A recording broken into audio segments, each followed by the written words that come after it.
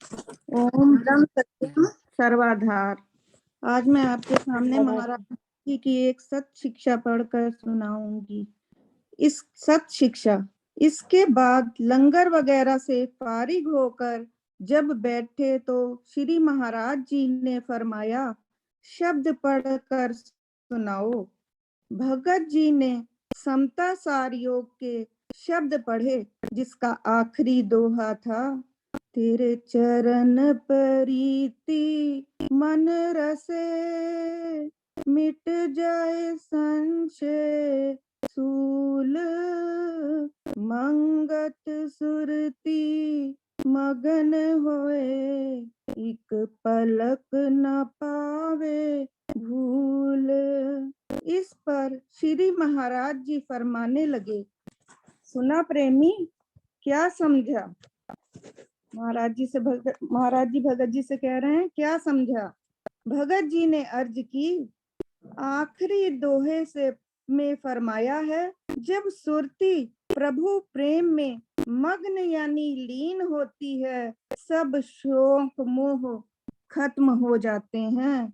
जब सुरती प्रभु प्रेम में, ईश्वर प्रेम में लग जाती है, लीन हो जाती है, तो ये शोक शौक और मोह जो है ये सब समाप्त हो जाते हैं। फिर सुरती एक पलक के वास्ते भी भुलेखे में नहीं पड़ती। क्या इस तरह प्रार्थना करते करते बुद्धि अहंकार से रहित होकर अपने आप को जान लेती है? ये भगत जी पूछ रहे। श्री महाराज जी ने फरमाया, सिवाय बारंबार प्रार्थना के बुद्धि शुद्ध नहीं होती। बार बार प्रार्थना करने से जो बुद्धि है वो निर्मल नहीं होती है। जन्म जन्मांतर से बुद्धि मैं में फंसी हुई है। जो जीव की बुद्धि है वो जन्म जन्मांतरों से मैं में फंसी हुई है। मैं ही सब कुछ हूँ, मैं खाती हूँ, मैं पीती हूँ वगैरह, और जो भी कर्म करती है इसकी कर्ता बनी हुई है। ज्यों ज्यों अहंकार बढ़ता जाता है, त्यों त्यों अंधकार भी साथ बढ़ता जाता है। ये जो बहुत बड़ा विकार है अहंकार, 5 विकारों में से एक विकार, ये महाराज जी कह रहे हैं, ज्यों ज्यों बढ़ता है त्यों त्यों अंधकार भी साथ में बढ़ता जाता है। जिस समय तप योग से समता बुद्धि प्रकट होती है, यानी नाद स्वरूप परमेश्वर को जान लेती है, जन्म जन्म के संशय खत्म हो जाते हैं। जब मक्खन निकल आवे, फिर छाछ में इसे जितना दबाओ वो ऊपर ही आता है, उसमें नहीं मिलता। जब मक्खन निकल आता है, छाछ या लस्सी के ऊपर आ जाता है, हम उसको जब भी फिर जितना भी नीचे नीचे उसको करें, दबाएं, पर वो नीचे नहीं जाता, वो ऊपर ही आता है। कितना यत्न प्रयत्न करने पर मक्खन निकलता है। इसी तरह जिस समय प्राण अपान की डोरी द्वारा नाम रूपी मथनी से ध्यान लगाकर मथना की जावेगी, आहिस्ता आहिस्ता बाहर मुखी वृत्ति भूलते भूलते आखिर उस नेह कर्म अवस्था में लीन होगी। तब तक अनेक प्रकार की वासनाएं सूक्ष्म स्थूल रूप में बहकाती रहती हैं। जीव भी बेचारा मजबूर है। भाग्य से मानुष जामा मिला है। 84 लाख योनियों के बाद जो मानुष जन्म मिलता है, ये भी मनुष्य के भाग्य होते हैं। फिर और उत्तम भाग्य से आत्मदर्शी गुरु मिल जावे, फिर पुरुषार्थ में लग जावे, और उससे भी ज्यादा उससे अहो भाग्य उसके अच्छे भाग्य हैं कि उसको पूर्ण गुरु की प्राप्ति हो जाए। फिर पुरुषार्थ में लग जावे, तब जरूर किसी समय मंजिल पर पहुंच जाएगा। ऐसी मेहनत करता रहेगा, फिर उसको कभी ना कभी मंजिल, महाराज जी कह रहे हैं, जरूर मिल जाएगी, जरूर वहां तक पहुंच जाएगा। संतों के वचन सत मार्ग पर चलने वालों को बहुत सहायता देते हैं। जो महापुरुषों के, संतों के वचन होते हैं, वो जीव को सत मार्ग पर चलने में बहुत मदद करते हैं। जैसे कोई जीव जैसे भी कर्म करना चाहता है, जब व्यवहारिक तक किसी गुरु का आधार लेकर शिक्षा ना लेगा तब तक तरक्की नहीं कर सकता। जब तक जो जीव है वो कोई गुरु को धारण नहीं करता, उसको उसके अंडर में नहीं रहता, उसकी छाया में नहीं रहता, तब तक महाराज जी कह रहे हैं वो तरक्की नहीं कर सकेगा जब तक गुरु से शिक्षा नहीं लेगा, गुरु धारण नहीं करेगा। प्रेमी स्वार्थ हो या परमार्थ, जब तक विरह का बाण नहीं लगता ठिकाने पर नहीं पहुंचा जा सकता। राजाओं ने राजगृह छोड़कर इस निर्वास आनंद को पाया। बड़े बड़े मुनि सत्य स्वरूप का बोध करके ही आनंद को प्राप्त हुए। सब सिद्ध नाथ जोगी जति नाद स्वरूप परमेश्वर को अनुभव करके ही परम पद को प्राप्त हुए।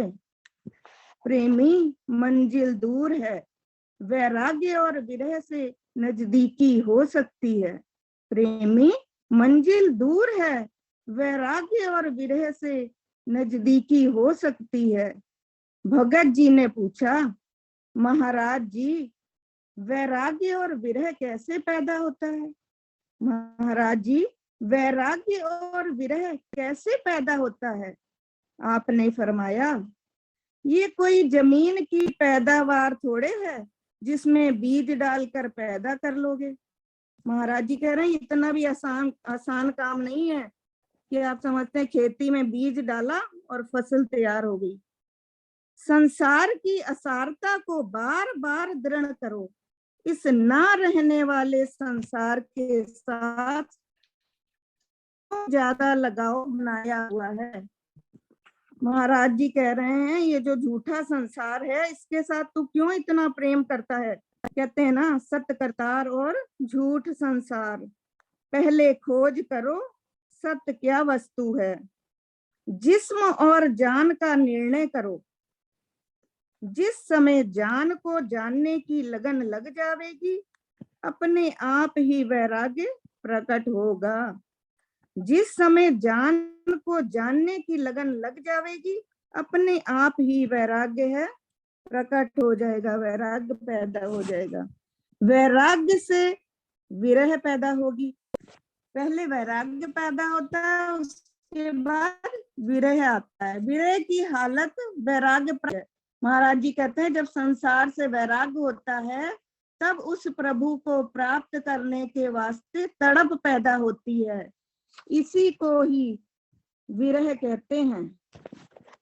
इस प्राणी के सब स्वार्थ के भाव खत्म होने लगते हैं, यानी चित्त के अंदर ये दृढ़ विश्वास बनाए रखो कि अपने असल रूप को इस जन्म में ही जानकर छोड़ना है।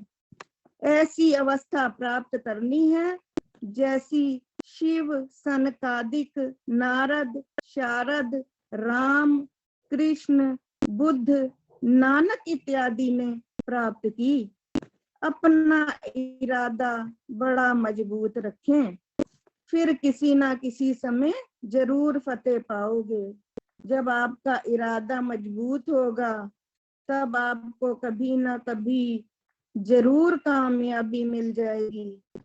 फिर असली सतगुरु की मांग अंतर विखे होगी। बगैर नाम रूप अनात्म वस्तु को छोड़ने के प्रभु प्रेम पैदा करना कोई आसान नहीं। बगैर नाम रूप अनात्म वस्तु को छोड़ने के प्रभु प्रेम पैदा करना कोई आसान नहीं। प्रभु की आश्चर्य रूपों में फैली हुई माया को देखकर अनुमान से उसकी महिमा में मुस्तगर्क होना है, यानी उसमें उसकी महिमा में लीन होना है। संसार की सब चीजें सबक दे रही हैं, सभी चीजें हमें शिक्षा दे रही हैं। सूरज, चांद, सितारे, जमीन, आसमान किस कदर घड़ रखे हैं। कुदरत को बार बार विचार करने पर ऐन उल यकीन होने लगता है, यानी कुदरत को बार बार विचार करने पर पूर्ण विश्वास होने लगता है। सर्व आधार शक्ति को बुद्धि, विवेक, ज्ञान द्वारा सब जब जानने लगती है उस परम तत्व की महिमा को अंतर विखे जानकर खामोश हो जाती है। सारे संसार को इसका रूप जानकर मग्न होकर रूप रेख बिन इस देव शक्ति के अद्भुत रूप में समा जाती है। कोई भाग्यशाली जीव ही शरीर के होते हुए इस विस्माद अवस्था को प्राप्त हुआ करता है। कोई भाग्यशाली जीव ही शरीर के होते हुए इस विस्माद अवस्था को प्राप्त हुआ करता है। ईश्वर सबको प्रतीत प्रीत बख्शे।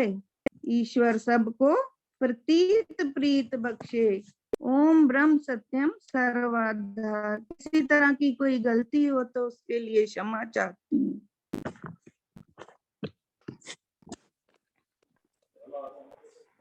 ओम ब्रह्म सत्यम सर्वाधार। संगत के सम्मुख दूसरा विचार आएगा। हमारी सेवी बहन राज सहगल जी जो कि जम्मू से हैं, वो संगत के सम्मुख दूसरा विचार रखें। ओम ब्रह्म सत्यम सर्वधार। सर्वाधार जी। बार बार करु वंदना सतगुरु चरणी माही। मंगत सतगुरु भेंट से फेर गर्भ नहीं आई। बार बार करु वंदना सतगुरु चरणी माही। मंगत सतगुरु भेंट से फेर गर्भ नहीं आई। नारायण रूप संगत को दोनों हाथ जोड़कर ओम ब्रह्म सत्यम सर्वाधार।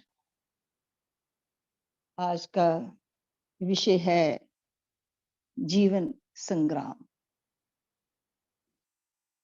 गुरुदेव ने कहा में से आध्यात्मिक पत्र द्वारा महाराज जी फरमा रहे हैं, ये जीवन का संग्राम बहुत ही कठिन है। ये जीवन का संग्राम बहुत ही कठिन है, ये हम सब जानते हैं। अपनी कल्याण के यत्न में फिर भी कायरता धारण कर लेते हैं, अपने समय को निरर्थक खो देते हैं और अंत को अधिक पश्चाताप करना पड़ता है। मगर उस वक्त कुछ नहीं बन सकता।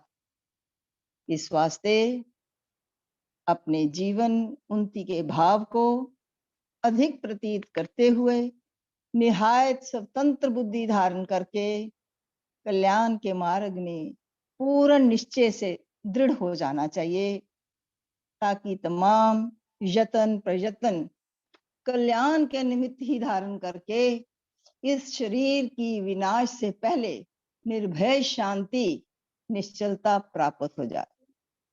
यही एक परम पवित्र निश्चय है। बहुत सुंदर महाराज जी फरमा रहे हैं हम लोगों की कमजोरियों को। प्रेमी जी केवल विचारों की धारा में अपने आप को गमगीन करना, लगाए रखना, ये कोई यथार्थ उन्नति को देने वाला निश्चय नहीं है और इसमें समा अकार्थ व्यतीत हो जाता है। आखिर वैसे का वैसा मूढ़पना अंतर में बना ही रहता है। इसलिए महाराज जी फरमा रहे हैं, इस संसार की यात्रा शरीर के अंत होने से पहले पहल संपूर्ण हो जावे, क्योंकि मन इंद्रियों की चेष्टाएं अधिक संकट रूप हैं। क्या अभिप्राय है संसार की यात्रा? संसार की यात्रा जो है, ये संसार जो है असत्य है, लेकिन हम सब इसको सत्य मानकर बैठे हुए हैं। महाराज जी फरमाते हैं, शरीर के समाप्त होने से पहले, उसके अंत होने से पहले ये समझ लेना चाहिए कि संसार जो है वो नाशवान है, सत्य जो है वो ही करतार है। क्योंकि ये जो मन है चढ़ाईमान है, इंद्रियों के अधीन है, उसका गुलाम है। कहते हैं किसी वक्त भी हो सकता है सत्य विचारों को नष्ट करके वे प्रीत भावनाओं को प्रकट कर लवे और तमाम जीवन यात्रा की सफलता जो है वो नष्ट हो जाए। इस वास्ते अधिक से अधिक यत्न प्रयत्न द्वारा सत्य मार्ग में अपने आप को दृढ़ करके यथार्थ आध्यात्मिक उन्नति का साधन इख्तियार करना चाहिए, जिससे मानसिक दोषों की निवृत्ति होनी शुरू हो जाए और पवित्र विश्वास में दृढ़ता प्राप्त हो जाए। आगे महाराज जी फरमाते हैं, महज विचारों से इस मानसिक संग्राम में विजय हासिल करनी बहुत ही कठिन है। अगर कोई गुणी पुरुष अपनी सही उन्नति करना चाहता है तो उसके वास्ते लाजमी है कि किसी कामिल सत्पुरुष की शरणागत होकर के यथार्थ सत्य यत्न धारण करे, जो परम सफलता को देने वाला हो। ये ही सार नीति सत्पुरुषों की है। जब बुद्धि तमाम मन इंद्रियों की चेष्टाओं से असंग होकर के एक परमानंद स्वरूप में अंतर्विके निश्चल हो जाती है, तब जाकर निर्भय सुख को अनुभव करती है। कैसा निर्भय सुख है? यह अकथ है, कथनी से बाहर है, अगोचर है, इंद्रियों से परे है। इसी स्थिति को ही परम बोध, परम सूझ, परम ठोर, परम विज्ञान कहते हैं। इसको अनुभव करके ही वासना रूपी अग्नि से बुद्धि पूर्ण शांति को प्राप्त हो सकती है। इसलिए महाराज जी कहते हैं, ये जो संसार की उलझने हैं, इसमें बड़ी शूरवीरता से हासिल करके परमात्मा की तरफ बढ़ाया जा सकता है। खाली दलीलों से समय व्यतीत करके अंत को पहचाना ही पड़ता है। इसलिए अपने हालात को खुद समझें, वक्त निकाल कर परमार्थ की तरफ जल्दी जल्दी कदम उठाया जाना चाहिए, ताकि जीवन यात्रा में कुछ कल्याण प्राप्त कर सकें। ओम ब्रह्म सत्यम सर्वाधार। बहुत प्यारा महाराज जी ने ये हम सब जीवों को संदेश दिया है कि हमने किस प्रकार से अपने जीवन को प्रगति के रास्ते पर लेके जाना है। इसी प्रकार संता प्रकाश में महाराज जी ने वाणी के आधार पर क्या कहा है, श्रवण कीजिए। साचा नाम अंतर कियो अज अविनाशी देव, मंगत नित नित सिमर के पाई साची सेव। साचा नाम अंतर कियो अज अविनाशी देव, मंगत नित नित सिमर के पाई साची सेव। उस परम पिता परमेश्वर जो अजन्मा है, अविनाशी है, जिसने भी उसको अंतर्मुख होकर उसका सिमरन किया, उसने ही ईश्वर की सही बंदगी की, सही सेव की। इसलिए सत्संगत सत सुनो विचारा, सत ठाकर सिमरो सुखकारा। सत्संग धारण करो। सत्संगत को धारण करने से सत्य विचार को श्रवण करो। इन विचारों को श्रवण करने से परम पिता परमेश्वर का जो सिमरन है वो बहुत ही आनंददायक है, बहुत ही सुखदायक है। इसलिए वो आपको प्राप्त हो जाएगा। सिमर सिमर नित प्रेम रस खावो, दुविधा त्याग निर्भय पद पाओ। बड़े प्रेम से ईश्वर का सिमरन करो। सिमरन करते करते उसके आनंद में खो जाओ। इतना उसका रसवादन करो, अपनी दुविधाओं को त्याग दो, तब जाकर आप उस निर्भय पद को प्राप्त कर लोगे, जो कि परम पद है, जिसके लिए जो जीव है इस संसार में आया है। आज अविनाशी की जो सेव, ठाकुर सुख देव। आज अविनाशी, अजन्मा, अविनाशी, जिसका नाश नहीं हो सकता, जो आत्म स्वरूप है, परमात्मा है, उसी की बंदगी करो। उसकी सेव करने से हर प्रकार के जो ताप हैं वो नाश हो जाएंगे। उस परम पिता परमेश्वर का जो सुख है हम उसको अनुभव करेंगे। इसके लिए महाराज जी कहते हैं, ऐसा सुख अनुभव करने के लिए क्या करना चाहिए? बारंबार करो दंडोत, साखी पुरख तत निर्मल ज्योत। बार बार उस परम पिता परमेश्वर की चरणों में दंडवत प्रणाम करो, मन से प्रणाम करो, तब जाकर उस परम पिता परमेश्वर की जो निर्मल ज्योत जो हर एक के अंदर जल रही है, उसको आप दीदार कर सकेंगे, उसके दर्शन कर सकेंगे। प्रेम पुष्प से पूजा की जो निर्भय धाम की रसना लीजो। प्रेम रूपी पुष्प के साथ उसकी पूजा करनी है, तब जाकर आपको दिव्य धाम मिलेगा, जिसको परम धाम कहते हैं, जो कि एक आनंद का स्वरूप है। तो इसको कैसे करना है? शूरा होके, शूरा होके लड़ो मैदान, मारो शत्रु 5 घमसानो। इसके लिए बहुत शूरवीर होना पड़ेगा। ये जो संसार का संग्राम है, ये जो मैदान है, ये बहुत भयंकर है। इस 5 शत्रुओं को घमासान युद्ध उसके साथ करना पड़ेगा, बहुत ही लड़ाई करनी पड़ेगी, तब जाकर वहां पर आपको विजय हासिल हो सकती है। और कैसे लड़ना है? हिमांदया की तोप चलावो, गर्भ गरूर का बुर्ज उठावो। हिमा और दया, तोप तो चाहिए मारने के लिए शत्रुओं को, हिमा और दया की तोप के साथ उस जो गरूर का जो बुर्ज है उसको उड़ा देना है। और क्या करना है लड़ाई में जो जाता है लड़ने वाला? जप का बख्तर तप का खंडा, जीत चलो संग्राम ये भंडा। जप प्रताप, जप का जो आगे क्वच है और तप का खंडा लेकर उस संग्राम के लिए हमने जीतना है। और कौन सी युक्ति इस्तेमाल करनी, इसके लिए तरीका भी आना चाहिए। अंतर्मुख होकर, जो गुरु महाराज जी ने हमें अंतर्मुख होने के लिए जो शब्द दिया है, उस निशान को अंदर में बिठाते हुए सब शत्रुओं पर हमने घात लगा देनी है, उनको घायल कर देना है, फिर उनको समाप्त कर देना चाहिए। फिर क्या करना है? बैठे एकांत करे विचार, समदृष्ट पाए शब्द अपार। फिर एकांत में बैठकर उस परम पिता परमेश्वर का विचार करना है, उस शब्द का विचार करना है जो कि समदृष्ट है, समरस है, एक रस है, जिसकी महिमा का पार ही नहीं पा सकते। विजय पाई निर्भय जन होया, सचखंड में जाए वसोया। उस जीव को, उस भगत को फिर विजय प्राप्त हो जाती है, उसका जो जीवन है निर्भय हो जाता है, वो सचखंड में निवास करने लगता है। उसी सचखंड के निवास करने से उसको पता ही नहीं चलता कि उसका जीवन किस प्रकार से आनंदित हो जाता है। निर्वाण छत्र सिर भूप धराई, 3 लोक दर्शन को पाई। वो तो एक बादशाह बन गया जिसने संसार से विजय हासिल की।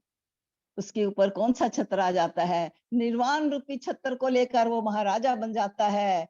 फिर 3 लोक से लोग उसके दर्शन करने के लिए आते हैं और उसके ऊपर सभी देवी देवता जो है उसके ऊपर फूल बरसाते हैं। वो बादशाहों का बादशाह है। धन जननी जिस शूरा जाया, गुण जाल संग्राम मिटाया। वो जननी धन्य है, वो माँ धन्य है जिसने इस शूरवीर को पैदा किया, जिसने जो त्रैगुण की जो माया है, वो जो जाल है जिसमें हर जो जीव है उसमें फंसा हुआ है, उस संग्राम को लेकर उसने समाप्त कर दिया है। त्रिपत भया स्वराज घर पाई, गुरुमुख सूरे अत शकत दिखाई। अब वो तृप्त हो गया, अब उसको किसी संसार की इच्छा से कोई भी इच्छा नहीं रहती। उसको स्वराज मिल गया, उसको अपना घर मिल गया, उसको अपनी जागीर मिल गई। इच्छा मोह ममता से अब वो दूर हो गया।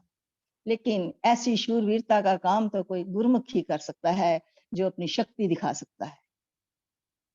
पूर्ण होके किया विश्राम, सर्व शत्रु छाड़ चले मुकाम। अब वो पूर्ण हो गया।